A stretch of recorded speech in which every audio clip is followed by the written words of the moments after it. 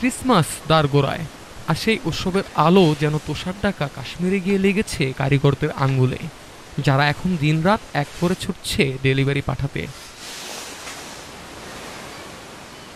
কাশ্মীরের ছোট্ট ওয়ার্কশপে ডিসেম্বরে হাড় কাঁপানো শীতে হাত থামছে না। লাল সবুজ বল, সোনালি তারা, ঘণ্টা একটার পর একটা সাজসজ্জা রঙে চোখ রাঙিয়ে দিচ্ছে।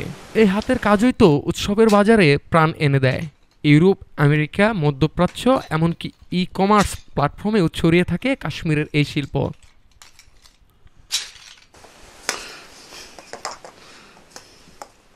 ফয়সাল হোসেন খান, যিনি বছরের পর বছর ধরে কাশ্মীর ক্রাফট বিশ্ববাজারে পৌঁছে দিচ্ছেন, তিনি বলেন, এবছরও আমরা চেষ্টা করেছি ক্রিসমাসের জন্য আরো বেশি প্রোডাক্ট বানাতে।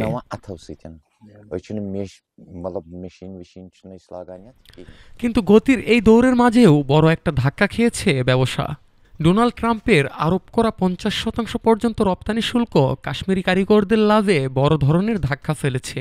হাজার হাজার ক্রিসমাস বল আর বেল অর্ডার বাতিল হয়ে গেছে শুধু এই শুল্কের কারণে।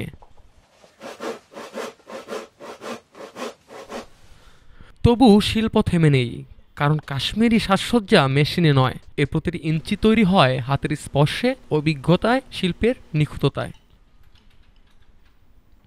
বেসমেকার আদিল মুস্তফা মীর বলেন, সবকিছুই হাত দিয়ে তৈরি করা, এক ফোঁটাও মেশিন নেই। এটাই আমাদের কারিগরির পরিচয়।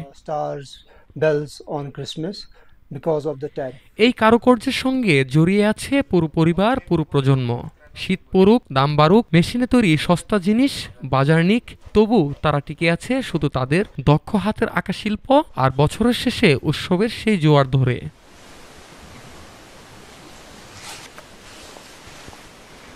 ইতিহাস বলে 1977 সালের পর থেকেই কাশ্মীরি এই হ্যান্ড পেইন্টেড অলংকার আন্তর্জাতিক বাজারে ঝড় তুলেছে। আর আজ ক্রিসমাসের আগে ফিরে এসেছে সেই ব্যস্ততা, সেই উত্তাপ, সেই শিল্পের জেদ।